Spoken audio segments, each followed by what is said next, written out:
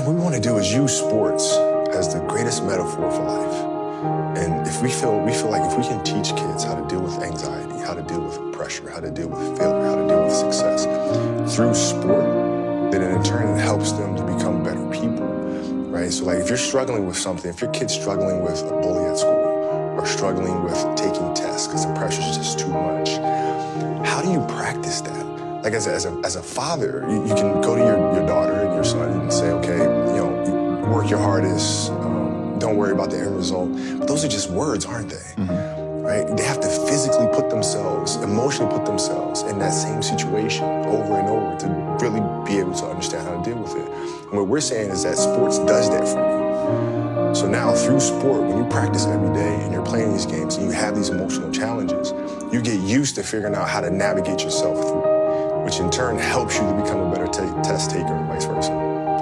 I think the goal is always to win championships. No matter where you go, that's the goal. And that's his goal, that's Rob's goal, that's Magic's goal, that's Jeannie's goal, Rondo, all the guys, Kuzma, Lonzo, they all want to win championships, man. So that's what they're gunning for. Well, you don't need to win a champion. Well, you're asking me, you have to win championships. This is why we play, this is why we're here, is to win championships. And he wouldn't have came here if he didn't expect to win championships.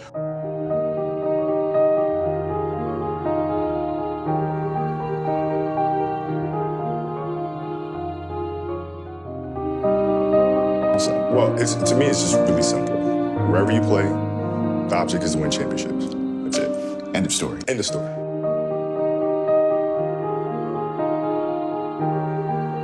Never. Here's the thing, is for us athletes, it's really hard to transition from that, right? And I was really personal about it when I wrote Dear Basketball. But that is the true challenge of finding what comes next and finding something that you love to do every bit as much as you love your first passion. That is a challenge for us. And I think, unfortunately for us athletes, we've been pigeonholed into thinking that we can only be one thing. And so when I retired, everybody is saying, okay, he's too competitive, he's not going to know what to do with himself. He's going to have to come back.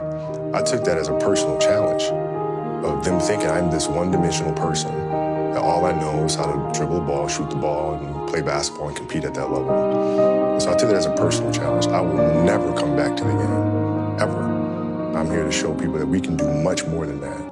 And creating this business, winning an Oscar, winning an Emmy, and an Annie, those are things that are showing other athletes that come after. No, there's more to this thing, right? So I would never, it's not even a...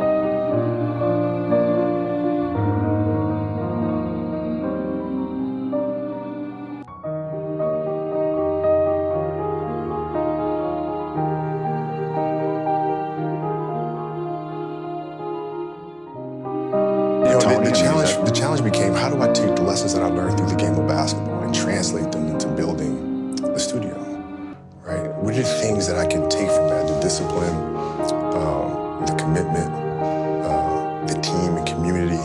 How do you get the best out of each other? How do I take those lessons and move those here?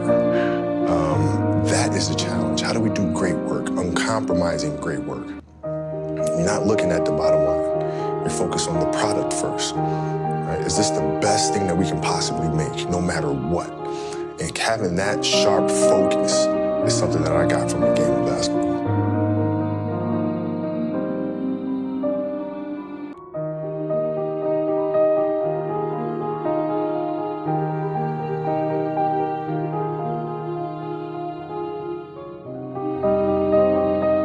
And I'll sit and I'll think and I'll create. I write them all out. And create the characters, create the rules, the structure. And then you kind of got to go with your gut. You got to go with your gut and see, are we creating something that's been done before? Or is this a project something that nobody's seen before? Mm-hmm. And is it a project that we're not sure that we can do? And if the answer is yes, then 9 times out of 10, we're going for that one, right? Because that means we're pushing boundaries a little bit.